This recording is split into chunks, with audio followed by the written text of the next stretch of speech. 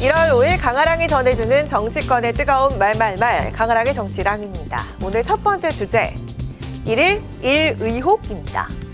이해운 기획예산처 초대장관 후보자에 대한 검증이 본격화되면서 여러 의혹이 터지고 있습니다.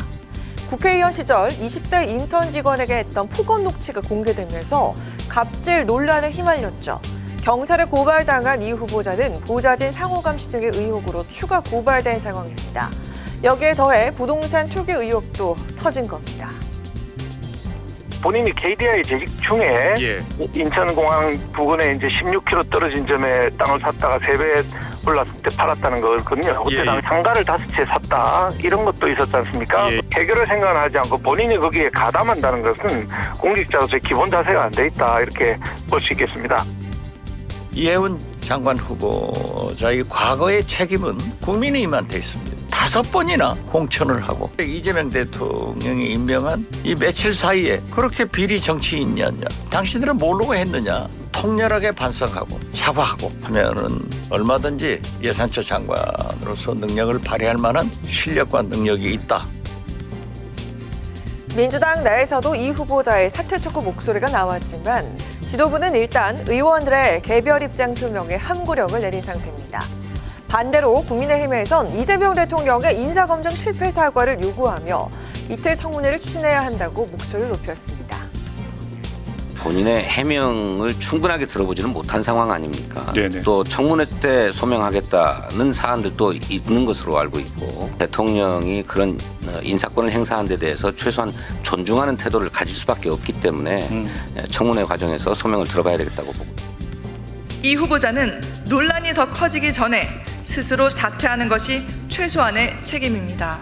아울러 인사를 최종 결정한 이 대통령 역시 이번 인사검증 실패에 대해 국민 앞에 공식적으로 사과하고 지명 철회를 포함한 책임 있는 조치를 취해야 합니다.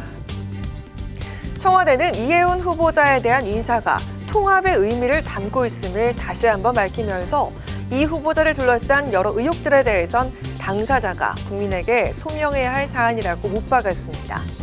이재명 정부 초대 기획예산처 장관으로 지명된 이해운 후보자 청문회.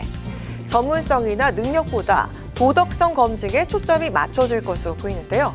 잇따라 터진 의혹을 이 후보자가 소상히 밝혀내 도덕성과 능력을 모두 증명해낼 수 있을지 지켜봐야겠습니다. 자, 이어서 두 번째 주제. 베네수엘라 사태 갑론을박입니다. 미국이 지난 주말 베네수엘라를 공습해 2013년부터 13년간 정권을 장기 집권한 니콜라스 마두로 대통령을 체포했죠. 이번 사태를 두고 국내 정치권에서도 갑론을박이 벌어지는 모습입니다. 먼저 진보 야당들은 명백한 침략행위라면서 강력 규탄에 나섰습니다. 유엔 헌장을 정면으로 어긴 명백한 침략행위이자 국제법 위반이란 건데요.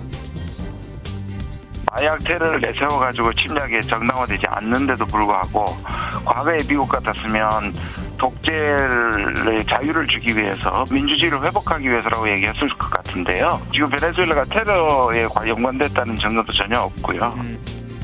베네수엘라의 몰락은 결코 남의 나라의 이야기가 아닙니다. 과도한 돈풀기와 권력의 독주, 야권 탄압과 언론 압박이 일상화된다면 대한민국 역시 같은 길로 접어들 수 있습니다. 국민의힘에선 이번 침공 사태가 한국에도 경고를 보내는 것이라면서 이재명 정부를 비판했습니다. 논란이 커지자 정부 정책에 대한 경고성 문제 제기였다는 입장을 내놨습니다. 민주당은 베네수엘라 사태를 정쟁에 이용하는 무책임한 선동을 중단하라고 반박하며 교민 안전 지원에 집중하겠다는 입장을 내놨습니다. 현재까지 교민 피해는 없는 것으로 확인되고 있으나 상황 악화 가능성을 배제할 수 없기에 정부는 만전을 기하고 있습니다. 더불어민주당은 어떠한 국제 정세의 변화 속에서도 우리 국민의 생명과 안전을 지키는 데 정부와 함께 총력을 다하겠습니다. 이번 사태가 국제 질서에 어떤 파장을 미칠지 또 국내엔 어떤 영향을 가져오게 될지 정치권의 역할에 이목이 쏠리고 있습니다. 지금까지 강아랑의 정치랑이었습니다.